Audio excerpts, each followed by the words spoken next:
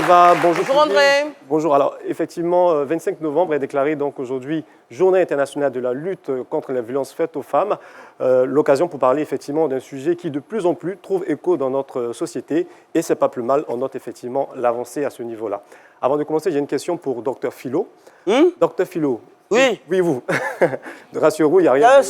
Oui, allez-y. Il n'y a rien de dérangeant.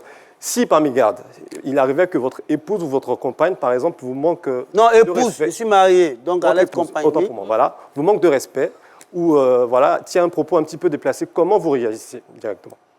Si elle a un propos déplacé envers moi? Exactement, oui. Mais... Bon, imaginons que vous êtes chez vous, vous vous disputez et elle hausse le ton, comme on dit, elle crie sur vous. Exactement. Comment vous réagissez? Maison qu'elle paye, elle hausse le ton sur moi. Dans ma... Comment vous réagissez? Allons-y vite. Oui, bon, écoutez, moi je quitte la maison.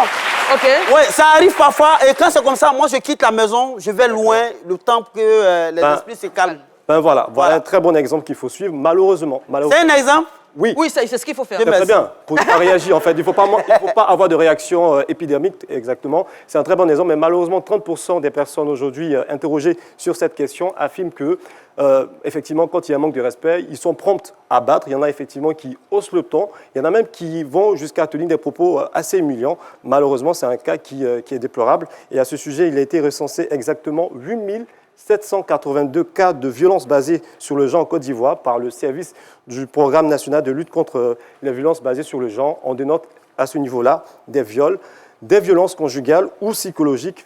Exemple concret, aujourd'hui, gifler ou saisir en exerçant une certaine pression physique sur le bras de sa compagne est considéré comme une violence physique, ou également injurier, c'est-à-dire hausser le ton, comme on le disait à l'instant, ou tenir des propos humiliants en insultant, en disant par exemple un exemple simple, en intimidant, en rabaissant, en disant que votre compagne ne sert à rien et qu'elle est bonne pour la cuisine.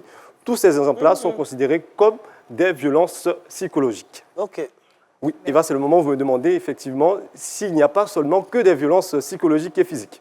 Exactement, c'est la question que j'allais vous poser. Alors, il y a également des violences morales que vous venez d'évoquer. Exactement, des violences morales ou également des violences sociales, comme par exemple l'interdiction de sortir de la maison.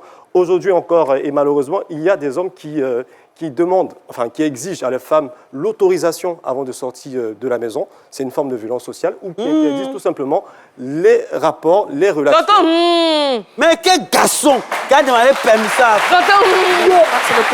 Pour vous, votre femme doit vous demander l'autorisation ou bien elle doit vous avertir. Exactement. Autorisation, levez les mains. Elle doit vous demander l'autorisation. Elle doit vous avertir. Levez les mains. OK. Ben voilà. Non, en fait, je veux dire, après, c'est naturellement au feeling et dans la manière de faire, dans le bon ton qu'il faut pouvoir demander. Sinon, interdit en étant strict, effectivement, interdit l'autorisation à sa femme de sortie. En ce moment-là, c'est une forme de violence. Alors, qu'est-ce qu'il faut faire? Alors, ce qu'il faut faire, c'est tout simplement refaire l'éducation.